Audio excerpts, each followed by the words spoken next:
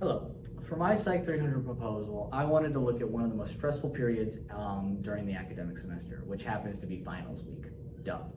And I wanted to look at things that were not the direct stressors during that week. Obviously, things like exams, studying, and those papers are going to be the things that are really stressing you. And while I think there's stuff to fix that stress, I think it was more important to look at undue stress, stress that comes from stuff that we could easily fix and avoid during finals week. And I labeled it down to three main components: procrastination, routine changes, and sleep.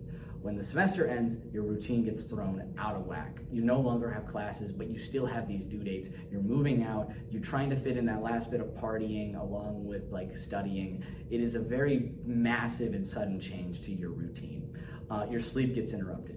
That routine change pushes back sleep. You're waking up later because you don't have early stuff. You're staying up later because you don't have anything early to wake up to. You have a massive sudden change to your sleep likely.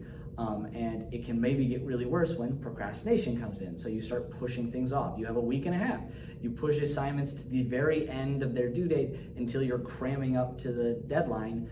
And sometimes you're staying up really late to study and to work, despite the fact that it's cutting into your sleep. These three things kind of all work into each other, into this kind of little stress pyramid. And they're problematic. They're undue stress that we could avoid during finals week. Previous research has shown that all of them cause stress. Sleep and stress go together like pancakes and syrup, where they have a very bi-directional effect on each other. Worse sleep causes worse stress, and worse stress causes worse sleep. If you're really stressed about something, you wake up more often in your sleep and you have worse quality sleep. And if you have bad sleep, you end up being more stressed on the day and you have more perceived stress. It has a toll on mental health in research, and it leads to academic performance kind of going down if you have poor sleep. Additionally, procrastination. You're more likely to get bad grades if you procrastinate, have worse anxiety and more stress.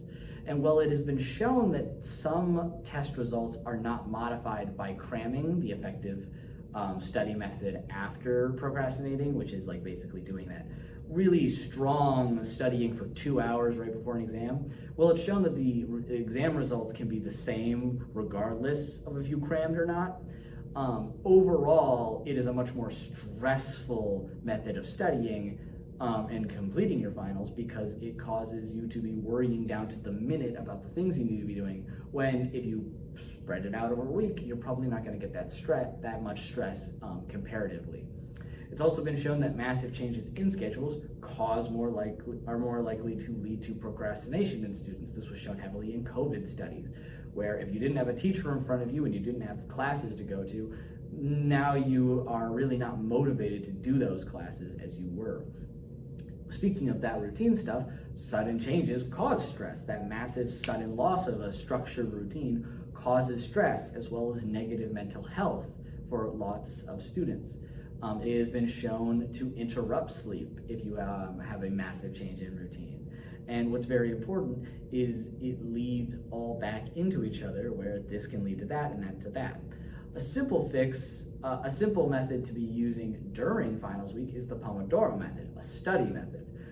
It's promoted already by Denison and centers around taking 25-minute work sessions, 5-minute breaks, doing that 4 times, and taking a big break.